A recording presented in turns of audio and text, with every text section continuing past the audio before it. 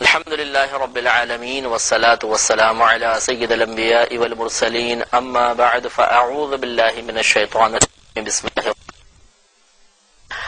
الحمدللہ الفرقان پروگرام کے اس سلسلے میں عقائد کا بیان چل رہا تھا اور عقائد کے سلسلے میں توحید اور شرک موضوع بحث تھے۔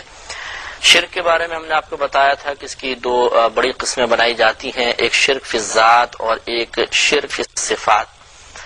کبھی کوئی ایسا ہوتا ہے کہ کسی مخلوق کو ذات باری تعالی کے ساتھ شریک کرنے کا مرتکب ہو جاتا ہے تو ہم کہیں گے یہ شرک فی الذات کا مرتکب ہوا، اور کبھی کوئی ایسا ہوتا ہے کہ صفات باری تعالی کے ساتھ کسی مخلوق کی صفت کو شریک ٹھہرا دیتا ہے تو ہم کہتے ہیں یہ شرک صفات کا ارتکاب کرنے والا ہے۔ تو لہذا غور و تفکر کرنا بہت ضروری ہے کہ کن کن امور میں شرک کا اس بات متوہم ہے، یعنی جو وہم ہے یہ یقینی طور پر شرک ثابت ہوتا ہے، تاکہ ہم جہاں پہ صرف وہم ہے حقیقت شرک ثابت نہیں ہوتی وہاں پہ صرف وہم تک ہی رہیں، اور جہاں واقعی حقیقتاً شرک ثابت ہو جاتا ہے تو پھر وہاں پر اس عمل کو شرک ہی قرار دیں، اور جو اس کا مرتکب ہو اسے مشرک قرار دیا جائے اور اس شرک سے اپنے آپ کو ہم محفوظ رکھیں۔ اب آج جو ہم موضوع آپ کی خدمت میں لے کر آئے ہیں کہ ایک مزید ایک ایسی چیز ہے کہ جس میں شرک کا وہم ہو سکتا ہے۔ سورہ نساء آیت نمبر 139 میں اللہ تبارک و تعالی ارشاد فرماتا ہے فَإِنَّ الْعِزَّةَ لِلَّهِ جَمِيعًا،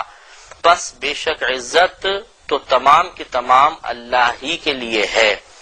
تو یہاں پر عزت یعنی تعظیم توقیر کرنا یہ اللہ کے لیے خاص ہے۔ تو سوال یہ پیدا ہوتا ہے کہ اگر کوئی اللہ کے علاوہ کسی غیر کی تعظیم کرے گا توقیر کرے گا تو کہیں شرک کا مرتکب تو نہیں ہو جائے گا؟ پھر کیا ہر تعظیم غیر اللہ کی تعظیم اگر بالفرض ہے تو کیا ہر تعظیم شرک میں داخل ہے، یا اس کی کچھ مخصوص صورتیں ہیں، یا کچھ خاص انداز شرک کے تحت آتے ہیں، یا ہر انداز شرک کے تحت آ جائے گا؟ اس پہ تھوڑا تفصیلی کلام ہم کریں گے انشاءاللہ کچھ پروگرامز میں، تاکہ یہ مسئلہ بھی واضح ہو جائے کہ کیا اللہ تعالیٰ کے علاوہ جو مخلوق ہے، چاہے وہ انبیاء علیہ السلام ہوں، صحابہ کرام، اولیاء عظام، اسی طرح ہمارے رشتہ دار ماں باپ ہیں، اساتذہ ہیں یا مشائخ وغیرہ ہیں، اور اسی طرح وہ متبرک چیزیں جنہیں اللہ تعالیٰ کے محبوب بندوں کے ساتھ نسبت حاصل ہے، کیا ان کی تعظیم کرنا شرک کے زمرے میں تو نہیں آتا؟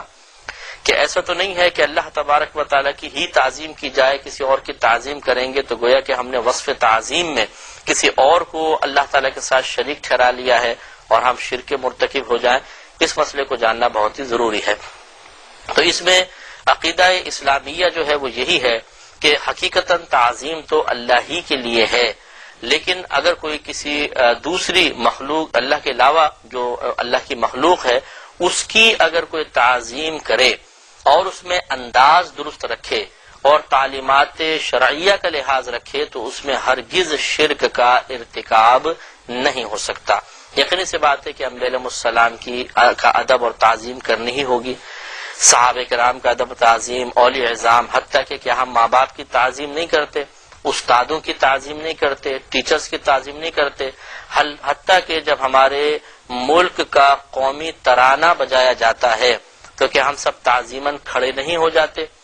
اسی طرح اگر کوئی پرائم منسٹر ہیں، ایم پی اے ہیں، ایم این اے ہیں، کچھ صدر وغیرہ ہیں، وہ آتے ہیں تو کیا ہم ان کی تعظیم کے لیے کھڑے نہیں ہو جاتے؟ اسمبلی میں جب اسپیکر آتے ہیں تو کیا سب لوگ اپنے اپنے بینچوں کے اوپر بینچوں پہ کھڑے نہیں ہو جاتے، اپنے مقامات پہ کھڑے نہیں ہو جاتے؟ تو معلوم ہوا کہ تعظیم مطلقاً منع نہیں ہے۔ تو اسی طرح کعبۃ اللہ کی بھی تعظیم ہی کرنی چاہیے۔ کعبۃ اللہ کی کیا تعظیم کرنا شرک ہوگا کہ نہیں ہوگا؟ یقینی سی بات ہے کہ وہ شرک نہیں ہوگا۔ ہم اس کا طواف کرتے ہیں تو یقینی سی بات ہے کہ اللہ تبارک و تعالیٰ کے حکم کی تکمیل مقصود ہوتی ہے، لیکن کیا اس میں کعبۃ اللہ کے لیے تعظیم کا پہلو نہیں نکلتا ہے؟ بالکل نکلتا ہے۔ تو لہٰذا معلوم یہ ہوا کہ اللہ تعالیٰ کے علاوہ کی تعظیم بھی شرعاً جائز ہے، لیکن یہ کچھ عرض کیا اس پہ اعتراض پیدا ہو سکتا ہے کہ بھئی کیا اس پر قرآن و حدیث دلیلیں قائم ہیں تو ان کو بیان کیا جائے تاکہ ہم موازنہ کر سکیں کہ اللہ کے لیے عزت ہے وہ کون سی عزت ہے اور اگر دیگر مخلوقات کے لیے عزت کو تسلیم کیا جائے تو کن معانی اور مفہوم کے ساتھ کیا جائے اور کیا ہے، کیا بھی جائے یا نہ کیا جائے. تو اس پر میں انشاءاللہ آپ کی خدمت میں چند آیات کریمہ عرض کرتا ہوں جس سے ثابت ہوتا ہے کہ اللہ تبارک و تعالی نے خود اپنے علاوہ اپنے محبوبان بارگاہ کی تعظیم کا نہ صرف حکم دیا بلکہ اس کی مدح فرمائی، بلکہ اس پر بڑا اجر بھی بیان فرمایا، جس سے معلوم ہوتا ہے کہ تعظیم غیر باری تعالی کوئی معاذ اللہ کفر یا شرک نہیں ہے. ہاں جو ہوگی اس کی بھی میں صورتیں آپ کو بتاؤں گا کہ کن صورتوں میں شرک متحقق ہو سکتا ہے یا کس صورت میں تعظیم غیر باری تعالی حرام اور گناہ کبیرہ کے درجے تک پہنچے گی، تاکہ اس تمام چیزیں بالکل واضح ہو کر ہمارے سامنے آ جائیں. پہلے اس کے چند دلائل آپ سماعت فرما لیں کہ اللہ تعالیٰ کے علاوہ کے لیے تعظیم کا حکم بھی موجود ہے اور اللہ تعالیٰ نے اس تعظیم پر بڑے اجر کا بیان بھی فرمایا ہے. سورہ مائدہ آیت نمبر 12 میں اللہ تبارک و تعالیٰ فرماتا ہے کہ وَلَقَدْ أَخَذَ اللَّهُ مِيثَاقَ بَنِي إِسْرَائِيلَ، اور ضرور بے شک اللہ تبارک و تعالیٰ نے بنی اسرائیل سے ایک پختہ وعدہ لیا. وَبَعَثْنَا مِنْهُمُ 12 نَقِيبًا، اور بھیجے ہم نے ان میں سے 12 گروہ. وقال اللہ، اور فرمایا اللہ تبارک و تعالی نے انی معکم، بے شک میں تمہارے ساتھ ہوں، یعنی میری تائید غیبی اور میری رحمت کاملہ تمہارے ساتھ ہے. اب جو آگے بات ہے ادھر غور سے سماعت فرمائیں کہ لئن اقمتم الصلاۃ، ضرور اگر تم نماز قائم کرو گے، وآتیتم الزکاۃ، اور زکوٰۃ ادا کرو گے، وآمنتم برسلی، اور میرے رسولوں پر ایمان لاؤ گے، وعزرتموہم، اور تم ان کی تعظیم کرو گے. عزرتم تعظیم کرنا اور یہ مدد کرنے کے معنی میں بھی ہے، دونوں مفہوم لے سکتے ہیں. اگر تم ان کی مدد کرو گے یا اگر تم ان کی تعظیم کرو گے، دونوں مفہوم ہیں. مدد کرنے میں بھی تعظیم کا پہلو ہے. جب انسان کسی کی مدد کرتا ہے، بڑے کی مدد کر رہا ہے، نبی کی مدد کر رہا ہے اپنی ذاتی صلاحیتوں کے ساتھ، تو یقینی سی بات ہے کہ اس کی تعظیم کے ساتھ ہی کر رہا ہے. اور اسی طرح اس کا معنی تعظیم والا بھی نکلتا ہے. توقیر اس کا معنی ہے اگر آپ لغت اٹھا کے پڑھیں گے تو گویا کہ اللہ تعالیٰ نے فرمایا ان بنی اسرائیلیوں کو کہ اگر تم نماز قائم کرو گے، زکوٰۃ ادا کرو گے، میرے رسولوں پر ایمان لاؤ گے اور ان کی تعظیم کرو گے، وَأَقْرَضْتُمُ اللَّهَ قَرْضًا حَسَنًا، اور تم اللہ تبارک و تعالیٰ کو اچھا قرضہ دو گے، یعنی صدقہ ادا کرو گے، تو کیا فائدہ حاصل ہوگا؟ لَأُكَفِّرَنَّ عَنْكُمُ السَّيِّئَاتِكُمْ، تو ضرور میں مٹا دوں گا تم سے تمہاری برائیاں. وَلَأُدْخِلَنَّكُمْ جَنَّاتٍ تَجْرِي مِن تَحْتِهَا الْأَنْهَارُ، اور ضرور تمہیں میں ایسے باغات میں داخل کروں گا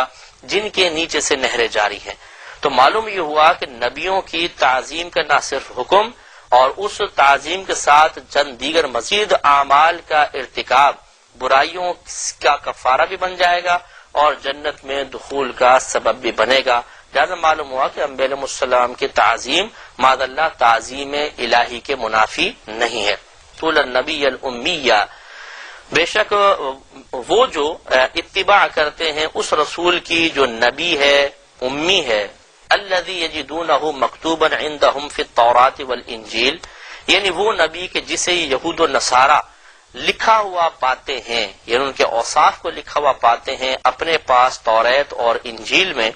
یأمرہم بالمعروف، یہ نبی انہیں بھلائی کا حکم دیتا ہے، وینہاہم عن المنکر، اور برائی سے روکتا ہے، وَيُحِلُّ لَهُمُ الطَّيِّبَاتِ، اور ان کے لیے پاکیزہ چیزیں حلال فرماتا ہے، وَيُحَرِّمُ عَلَيْهِمُ الْخَبَائِثِ، اور ان پر گندی چیزوں کو حرام کرتا ہے، وَيَدَعُ عَنْهُمْ إِصْرَهُمْ، اور ہٹا دیتا ہے ان سے ان کے بوجھ،